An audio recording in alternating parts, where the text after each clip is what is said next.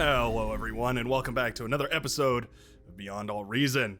Today we're going to be taking a look at the ever-infamous Supreme Isthmus, formerly known as the Supreme Straits, and, well, dating way back in history. There's a lot of lore to this map that's pretty wonderful, but this is the current iteration that we have, and it actually feels like it's been a while since I've taken a look at a match here on Supreme Isthmus. There's a lot of fun stuff that happens on this map, especially now with the way that these geothermals have been rearranged here, as well as the geothermals up on the front lines. Yeah, I really like the newest and latest and greatest in Supreme Isthmus technology that we've been blessed with. So here we are, getting started in a match today. This is a, I would call it a mid-levels lobby, right? This is your gold, maybe your platinum lobby. I'm always trying to find the right way to compare the rankings in this game to other games around the block. But anyway, spawning in the northeastern corner and representing our blue team, spawning as an Armada commander way in the back line and desperately trying to get a solar panel out as that wind speed plummets. It's going to be Carbit. Carbit, 29 true skill, and a little peak of a silver chevron right there, indicating plenty of play time. I do believe I'm in the same category there, so maybe that gives you some sort of sense of scale, although I'm a little bit washed right now. I haven't played in quite some time. Been enjoying a little bit of a holidays, and I sure hope you are as well. Gonna be going into a bot lab here, but I'm sure we're gonna see a tech transition eventually. Typically, and indeed as is the case here, we see this player go into air, and that's, well, exactly what we're seeing out of Marion? We'll go with Marion. Going to be building that Armada Air Lab here right off the get-go. Going into a scout plane as well, hopefully going to send that across and maybe get a peek at what's going on the red team side of the map. Now, our red team leader spawning on the southwestern side, although in the mid lanes here, not exactly the front line, not exactly the back line, right in the middle. It's rammed this. And yeah, going for a couple of those vehicles here. So vehicles are an interesting start. Obviously, they are a little bit more costly, a little bit more, it takes a little bit more time in order to get those up and running. But once you do, you have a very high HP army, and they have a lot of mobility, especially on big flat ground, like is the majority of the case here on Supreme Isthmus. Very easy to contest this center area with vehicles, a little bit harder to do so with bots. Not impossible, though. Not impossible by any stretch of the word. Just a little bit tricky. Very minute details that need to be accounted for. Things like resurrection, things like reclamation, things like repair, all that sort of stuff has to be absolutely on point in order for that to all work out. Now already we do see the scout plane heading across the map. It is going to find Barnell, the orange player here, on the C lane position. A little bit of aggression over here as well, as a couple of rovers do manage to take down the metal extractor, and it looks like a wind turbine as well over there. And scouting plane is not denied here. No anti-air available whatsoever here for the red team. And indeed, that's going to mean that the blue team now has a wonderful view of the backline, exactly what's going on. Nothing suspicious going on back here. We don't see any vehicle bays pumping out tanks. We don't see any shenanigans like any, any rushes or anything like that. No early transports, nothing like that. So this scout plane has revealed that at least for the time being, everything seems to be fairly stock standard. Going into the geothermal here. A wise decision. Suilios going to be going for some of those hover tanks. I like to see it. A little bit of a resbot snipe right there by a pawn. Very nicely done. UV awesome. Gonna be microing that pawn back very nicely. Making sure to keep whatever units available currently alive. Brutal over here, our pink player. Eating up a tremendous amount of the metal out here in the middle of the map, though. That's going to be massive, and I'd love to see maybe an advanced solar panel or two. Looks like we are producing a whole bunch of bots right now, but the, build power is just not there quite yet. I think absolutely going for another constructor is probably the right idea here. Con turret going to be a whole lot slower than if you go for another builder here and then go into a con turret. That'll speed things up quite a bit. Double, basically, if you can believe it. Little hover tanks over here, very annoying, very difficult to deal with, and yeah, they're managing to really cause a lot of issues here. Now that one will be eaten up alive, but the other one has managed to slip into the back line. There's also one harassing down the wind turbines over here that are all bunched up just a little too close together now. Oh no, and now the Glotkin forced to produce a unit. Not the end of the world, but yeah, those grunts need to go deal with that problem. Otherwise, the problems will only compound. We've seen that scaling a lot, right? We've seen that early damage become something that is inescapable, and eventually you succumb to the overwhelming pressure as there's just more metal on the enemy side of the field than there is for you. Data's money has not gone into a naval lab, strangely enough here. We're going to be going, this is a, by the way, brand new player here, so maybe not familiar with the metas imposed upon Supreme Isthmus here, but certainly going for a little bit of a interesting build. Going for some vehicles, going for some bots. Typically that's where a Navy player would play, but not this game apparently. Rocketeers slowly but surely making work of the lines over here. Ooh, a little crab explosion, quite visceral. As a lot of those crabs as well as the LOTs start to fall over here. We do have some shell shockers and some whistlers as well. Very powerful composition, but easily overrun, right? This is not something that's, pardon me, particularly strong against something like, say, 100 grunts or 15 medium tanks or something like that. Any amount of heavy frontal armor is going to easily ignore the firepower coming out of SEALs right here. So it would be in Brutal Offender's best interest to, at the very least for the time being, go into maybe a little bit of a more mobile army and try and play this game that way.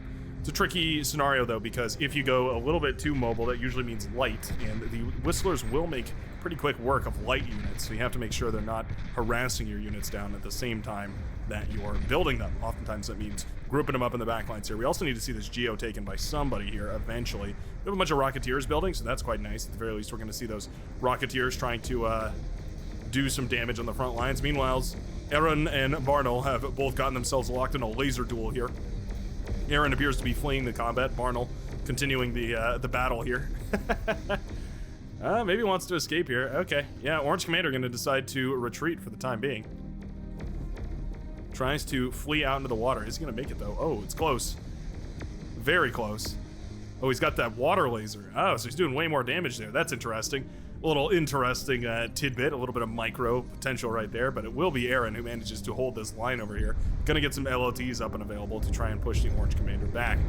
Nice little hold right there for the Purple Commander, who has now ensured a tremendous naval stronghold. There's not gonna be much that can break through, yeah, that stranglehold over there on the Northern Sea for the blue team. Suilius, I wonder if this is a reference to Sun Helios, the homeworld of the Arbiter. A little bit of a Halo lore reference there for you. Hope you do enjoy. Hope you take a long, hard look at that like button for that one. Gauntlet is going to be the solution here for Brutal. Now, I've made fun of the Gauntlet a lot in the past for being a, yeah, kind of a underwhelming unit, to say the very least. But, and I do say that with as much emphasis as possible, it can be effective if you can manage to put it up in just the right spot here. And on the front lines of Supreme Isthmus is definitely an area where this thing can do some damage. You can see that this thing has a wide arc of fire, and it can certainly fire away at a lot of this army here for the blue team, particularly the green player and the powder blue player, for, I mean, a good long while. It basically pushed them off the front line here. They would lose both the metal extractors. These are 4.3s and very, very hotly contested, as they should be. Could be quite nice. Now, Ramdas has moved his commander far forward here, and I quite like that, actually. Moving the commander forward to make sure that no tank run-bys, no blitz run-bys, nothing like that is going to happen. Nobody's looking to, yeah, think about building any of those really, really shenaniganous armies here. It looks like we're basically looking for the slow and steady route, which is to slowly besiege all the units over here until eventually nothing is left standing. Counterplayable is, yeah, this sort of a tactic here. Oh, going for a second gauntlet. Now that is a little bit of an interesting decision. Not sure if that will pay off, but I guess we'll just have to see. Brutal now going to be dumping a grand total of 2,500 metal into T1 defenses on the front line. It's very, very pricey. Now, these are the only defenses that can essentially fire back here, so one nice snipe on the middle extractor there. That's quite nice. At the very least, cutting off some of that economy to the green player. Going to force SEALs to retreat the army, though. So this is really wise by SEALs to move the units out of the effective range right here. No reason to continue taking fire on these units if they're not trading out effectively. Because, yeah, that gauntlet is just going to keep firing away forever and ever. And if you're not really going to get any value out of your units, you might as well not have them at all. Use them to pay for a T2 transition. It's one of those weird techniques that we don't see all too often, but if you can pay for a T2 transition using your T1 army, it's the same as essentially getting that upgrade up, but it can often happen a whole lot faster. Submarine going to be working away at a naval lab over here. Probably a bit shocked not to find more infrastructure out in the water right now. That's just a little bit of a crossover between a little bit more experienced player, Suilios, who has lower true skill but more bars. So bars indicate time played, whereas the true skill indicates more or less the game's won. So yeah, don't take everything at face value here. Datus Money definitely has a higher true skill, but has not rebuilt their metal extractor over here on this metal point. Has not even bothered to build this metal extractor either. definitely an indication that Data's money is a little bit newer to the game. New players always welcome. However, they have to be willing to accept the critique. If you take the cut, you can take the stitch. That's what Batman always says. I think that was Batman. Can't remember quite off the top of my head. Gauntlet continuing to fire away over here, though, but basically everything has been put out of range. There's a couple of little tanks and whatnot that are barely in range here, but it's not going to really matter. This would be an excellent time for Seals to go T2, I feel. Yeah, if you're not going to be pushing with this army, and you've basically been negated by that Gauntlet, you know that you've done enough damage to your enemy side of the map because you know that they've put down now 2,500 metal on the field that's not going to be going anywhere. It means that you're completely fine to start dismantling a lot of this army. I would probably start with the missile trucks, although maybe there's an argument for the shell shockers as well. Start dismantling those and go into your T2. Right now, it looks like T2 was handed out, so that's going to be nice. Upgrading the infrastructure here. Quite annoying over here. A couple of destroyers obliterating the base right here for Brutal.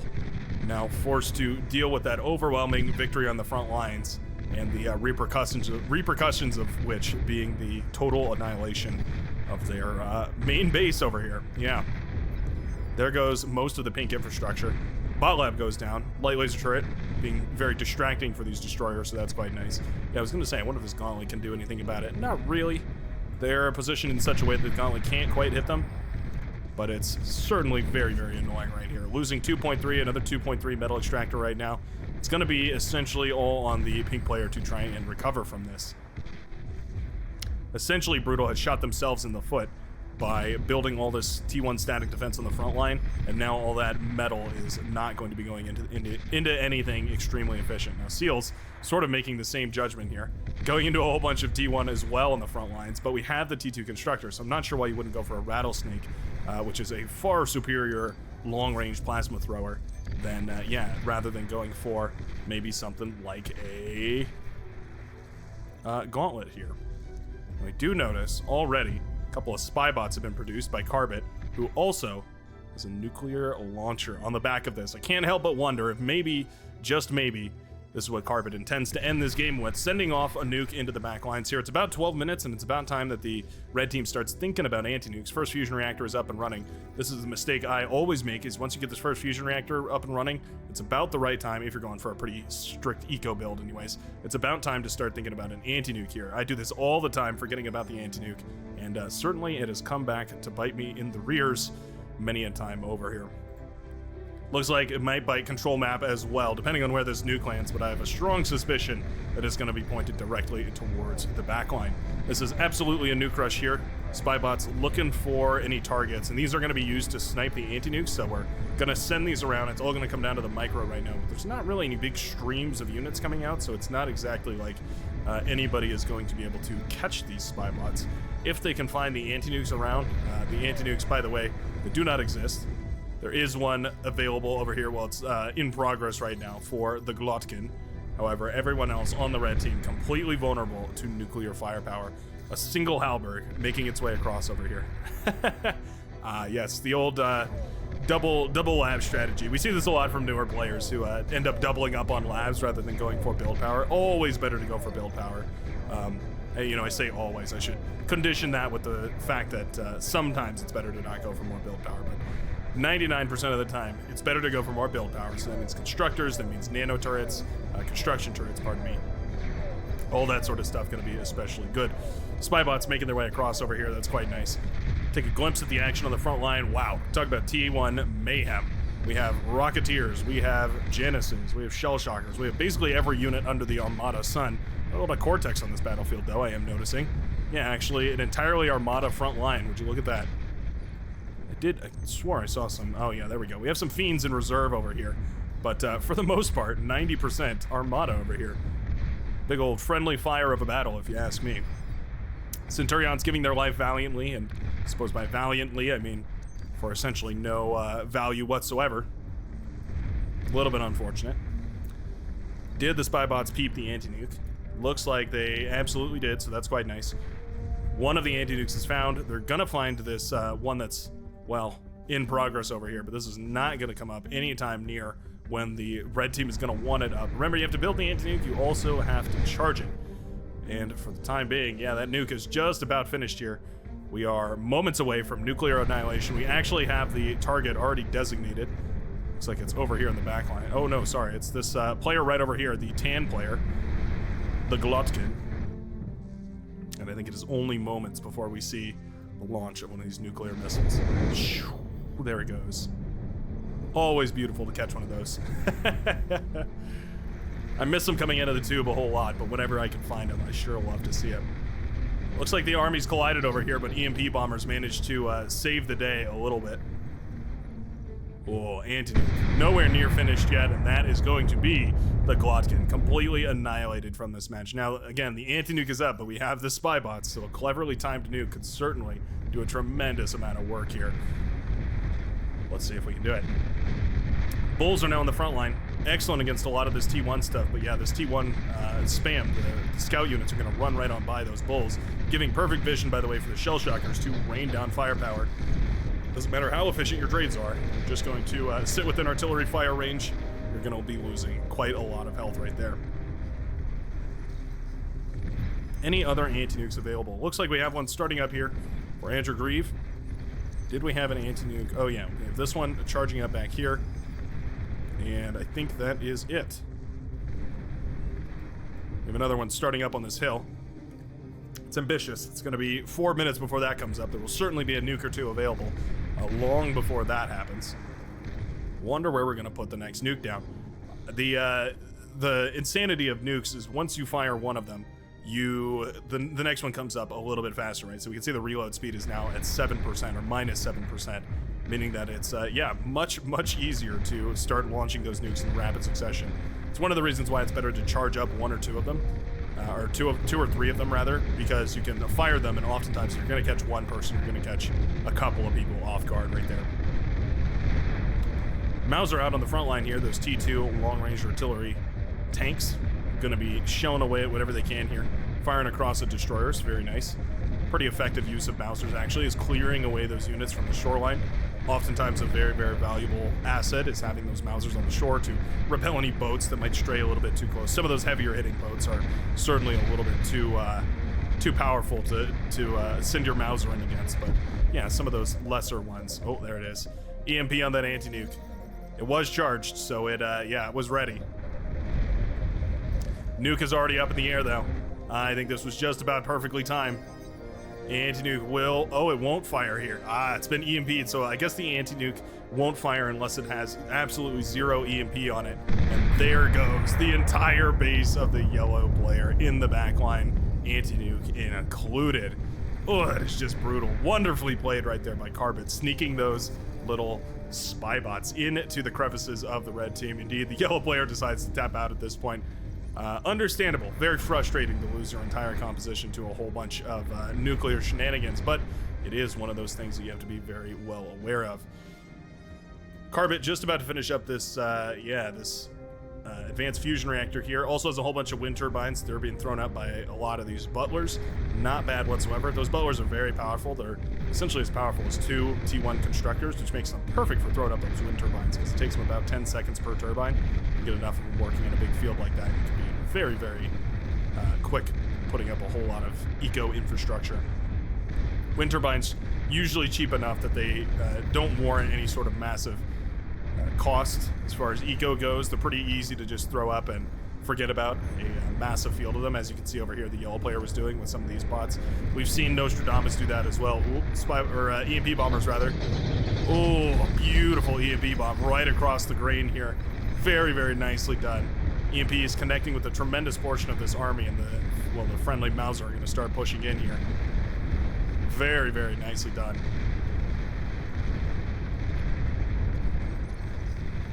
Fighters are pulled, but the EMP bombers have already left the chat.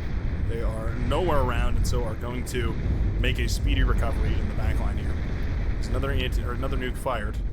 Wonder where we're going to put this one. Anti-nuke is now available over here for the orange player, so that's nice. Spybot's still available though. Nothing they can do about this anti-nuke up here, but it won't really matter as it's nowhere near up in time. 71% on that. I would have absolutely put quite a bit more build power on that. As soon as the first nuke is launched, you might as well try and get yourself into another bit of some more anti-nuclear coverage, right? Fighters getting into a little bit of a scuffle here. T1 v T2. Well, it was actually a little bit of a mixed bag right there for the Maroon player. Overall, not the end of the world. T2 naval battle right now. Just getting into the T2 Whoa, okay, well. Celelia's going for the big guns right off the bat right here. Going directly into a Black Hydra. Not the end of the world, especially against an opponent who's also gone into a, I mean, quite a strange build here. We're going for, oh, there's another nuke, by the way. Does connect with the Maroon player, and that means no more air forces for the blue team, or for the red team, rather. Very, very nicely done. Anti-Nuke boat is coming up right here. So not to harp on the brown player for you know, too much here, but yeah, the number one thing is you want to make sure you go for these construction towers. These are what's going to allow you to build a whole lot more stuff, and obviously those metal extractors need to come up as well. Going into multiple labs, not really as important as it is in something like, for instance, planetary annihilation. It's much more important to focus on your one lab and building enough build power for it. At least that's the current meta. Who knows, maybe that'll change in the future, but at least for the time being, that's exactly what we see right here. So this front line is also exposed to anti-nukes, right? So, or exposed to nukes, rather. One big nuclear connection could wipe out this entire army for the red and pink players combined, and it could save Seals right here from annihilation. Seals definitely needs to start banking up some units. So we had a little bit of a run by over here. Oh, some platypus occurring from the ocean side. The ocean area here. Platypus versus platypus out on the water. That's going to be an interesting battle. Yeah, that'll be quite a cheeky one. Nuke is charged and ready to fire here. We've, oh no, sorry, it is not charged. It's almost charged, but not quite. Spybot has been located over here. That's quite nice. See if we can do anything about it. Big old platypus battle. Battle of the omelet machines. And it looks like purple has taken a far significant trade here. The shape of that engagement was well in the favor of the purple player, and so most of those orange platypi are going to go down. Platypods? Platypins? I'm not sure exactly. Most of them are going to go down right there for the orange player, and that means, at least for the time being, yeah, it's going to be the purple player with actually a naval advantage using those infamy spots right here. A couple of them squeak through, though. You got to be careful. Yeah, if they manage to pop all of that build power over here, that could certainly be quite painful. And they're also going to be taking down a whole lot of that. Anti-Nuke is spotted over here. Uh-oh, Carbit, you dirty dog. Absolutely smelling blood in the water right now. Needs to go now, though. Is the nuke charged? The nuke is not charged. I must have missed it. Didn't see where that last nuke landed. Oh, okay, I see. Looks like it landed on Data's money, who finally has an anti-nuke ship out, but yeah, just way, way behind the curve here. Nicely done, either way. That's a nuclear chamber with tons of experience, by the way. A double silver bar nuclear chamber, gonna reload 21% quicker. That is massive here, and you can see Carbid also going into a little bit of eco on the back of this. So the anti-nuke, or rather the nuke, takes a whopping total of 1,000 energy per second in order to charge. It takes some metal too, but that's usually insignificant. Energy being the most significant cost right there. So one of the things is getting that energy infrastructure up and running real quickly can oftentimes be quite difficult. So one thing that can work out really well is going for a whole lot of wind turbines because, again, they're very slow to get started and into critical mass, but once they're up and running, they can basically pay for their own expansion with very, very little frontal cost. Platypus battles back and forth. That's a new one. That's not something we see all too often here, eh? Spy tank over here being used to give a little bit of vision from around this. A little bit. I do mean a very, very little bit. The spam right here is very, very annoying for the red team to deal with. They certainly have the tools for it. But another EMP has been detonated. Right on the proper timings right there for Carbid. Carbid definitely has some practice with this. I mean, obviously we've seen him pull it off once already in this match, but it's a little trickier than you'd imagine, right? Because you have to, yeah, you have to launch the nuke, and then you have to EMP, and then you have to, well, watch the world burn, I suppose. Another base down.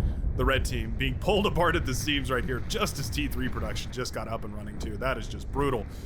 This could have been a absolute game swinger here as the Marauder got across the map, but not going to be the case as, yeah, there's no longer any Marauder production whatsoever here for the orange player. who is going into a little bit of eco on the back of this, but significant amount of that energy converter economy has been wiped out right there, meaning that there's basically no metal income. Very, very minimal metal income at the very least. At this point, Starlights are rolling forward, and the blue team can afford to do this kind of a push because, well, they've got a massive metal advantage. 800 metal per second as opposed to the roughly 400, 300-ish of the red team. Yeah, these pulsars, Starlights rather, are going to, I get those mixed up every single time. They're going to shred apart this front line with no problem, as long as we can get some vision in there. Looks like the, there was a Juno missile that was fired, so that's nice. The red team making the right moves here, putting the Juno missile down to stunt the flow of those units, but obviously we could just turn these into pawns or make them into, well, yeah, I mean, I guess you can make them into bulkier units too, but pawns would definitely do the job here. A little more expensive, so you probably couldn't afford to run that as well as other unit production in the backline, but it's not the end of the world because you already have all of these Starlights out, and the Starlights are just fine at dealing with basically anything you throw at them. They can handle all the way up to T3. Even some of the sturdiest T3 has no problem dealing with those, rather the Starlights have no problem dealing with. It's only a matter of time before they start marching forward again. Juno missiles worn off, and it means that the Starlights, yeah, they're going to be firing once again. Now, air is certainly something to be aware of. Wasps up in the sky can certainly shoot down those Starlights pretty quickly. Not the fastest thing in the world, but definitely fast enough that you have to be worried about it. There are fighters available. There is an air player, so we have options as far as dealing with this, but for the time being, flag trick or two wouldn't be the end of the world. So hard to deal with this.